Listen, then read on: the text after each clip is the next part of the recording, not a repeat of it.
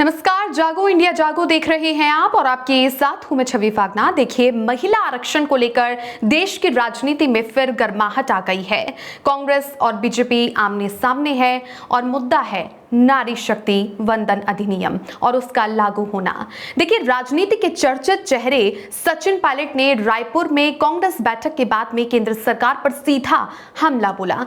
उन्होंने कहा कि महिला आरक्षण को लेकर भ्रम फैलाया जा रहा है और उन्होंने दावा भी किया कि इस दिशा में कांग्रेस पहले ही मजबूत पहल कर चुकी थी। इस बिल की पूरी हिस्ट्री हम आपको बताएंगे, लेकिन उससे पहले सचिन पायलट ने क्या कहा, आइए आपको सुनवाते हैं। सबसे महत्वपूर्ण, केंद्र और राज्य सरकार ने जो भ्रम फैलाया है पूरे देश के अंदर, उसका पर्दाफाश करने के लिए प्रदेश कांग्रेस कमेटी युद्ध स्तर पर बहुत जल्द एक रणनीति बनाएगी और पार्लियामेंट में जिस प्रकार से ये झूठ फैलाया गया कि केंद्र की सरकार महिला आरक्षण लाना चाहती है और समूचा विपक्ष और कांग्रेस इसका विरोध कर रहे हैं, ये सफ़ेद झूठ है। पहली बार मनमोहन सिंह जी की सरकार में हम लोग महिला आरक्षण बिल लेकर आए थे।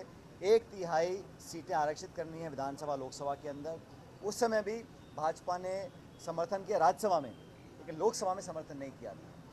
3 साल पहले सर्वसम्मति से महिला आरक्षण विधेयक पूरी पार्लियामेंट में वोट नहीं पड़े, सबने सर्वसम्मति से पास किया। 3 साल तक उसको लागू नहीं किया और 3 साल के बाद अपने मनमानी तरीके से बिना जनगणना हुए परिसीमन को लागू करने की जो कोशिश की गई महिला आरक्षण की आड़ में, और अब पूरे देश में भाषण दे रहे हैं कि हम विपक्ष खिलाफ है।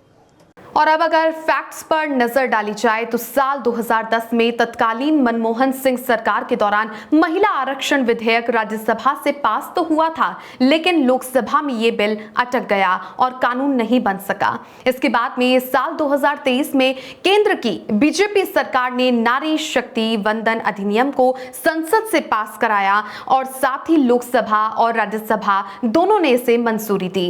लेकिन एक बड़ा ट्विस्ट ये भी है कि ये कानून तुरंत ही लागू नहीं होगा। जी हां, आप सही सुन रहे हैं। इस कानून के लागू होने के लिए जरूरी है जनगणना और परिसीमन।